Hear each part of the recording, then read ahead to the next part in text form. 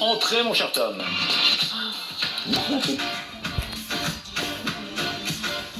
Avec une coupe de cheveux. Par contre, c'est Ciaravino. Ciaravino. Thierry, ça va, excusez-moi. Non, il n'y a pas de problème. Je tiens juste à mon nom de famille. Là, je fais toujours attention voilà, aux origines italiennes. Parfois, vous avez une famille. Ouais. Ah, on a une t-shirt, ça va être pas mal. Pas mal. Allez, il faut que la chronique commence quand même. Allez, même coiffure. ça va tout le monde? Ça va pas. Super, ça m'intéresse pas. Allez, comme d'habitude, on commence par l'image de la semaine. Et cette semaine, l'image de la semaine, eh bien, c'est André Onana face à l'OL. Voilà, une belle photo de son match. Mais on y reviendra plus tard, évidemment.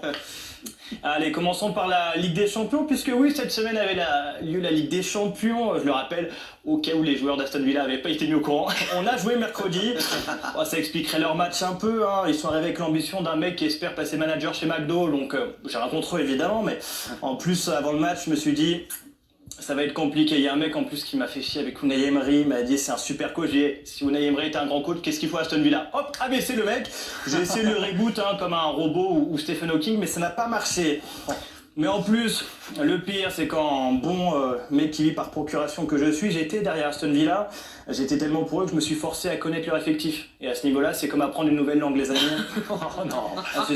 Bon, il y a quand même un point positif à tout ça, c'est que j'ai découvert où jouait Dissassi. Je me suis dit, qu'est-ce qu'il fout là-bas? Et puis j'ai vu ça rentrer, j'ai compris. Bon, alors, vous avez parlé du PSG quand même dans tout ça. Ah oui, t'as raison Benoît. Après on va dire que je suis pas objectif, il faut quand même féliciter le PSG parce que si en face ça joue comme des fans de e-sport, c'est qu'à un moment le PSG est très bon. Déjà la gueule des buts, bravo, c'est du n'importe quoi. J'ai jamais vu 3 frappes comme ça dans une même soirée. Ou si je les ai vues, je leur ai jamais adressé la parole. Comment ne pas commencer par Désiré Doué? Désiré, déjà quel prénom de ouf. J'en veux beaucoup à mon père de ne pas m'avoir appelé Désiré. D'ailleurs s'il me regarde, il a encore temps de se rencontrer, papa. Arrêtez, pas la famille quand même. Bon, on l'embrasse. Mais Doué quand même, Doué, le culot de Doué, les dribbles, les frappes, j'imagine, t'es fan du Montpellier, c'est comme découvrir ton premier porno, quoi. Tu sais pas si tu peux regarder, tu sais pas ce qui se passe. Puis alors moi en plus, il met le but à Emiliano Martinez, qui est sur l'échelle des gens que je déteste, et juste en dessous de Fred Livraison. Salut, moi c'est Fred. Et Fred ta gueule.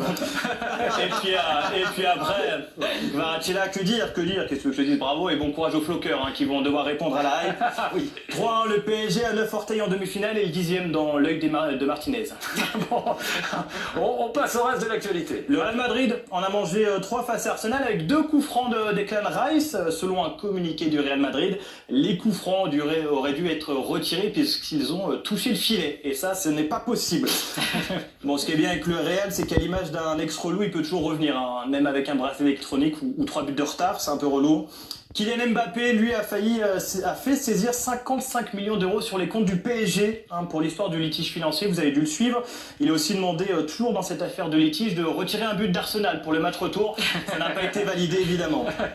Lyon a arraché le match nul face à Manchester United et ils peuvent remercier donc Onana qui a prouvé à Matic qu'il n'était pas l'un des pires gardiens de l'histoire de United, mais bien le pire. Bravo.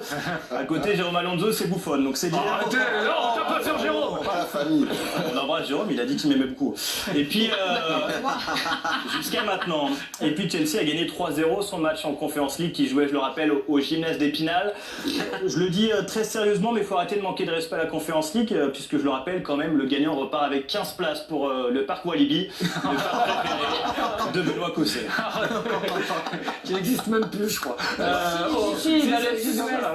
Le programme ce week-end. Pas de rencontre pour le PSG, puisque la LFP a décalé leur match pour leur permettre de se reposer.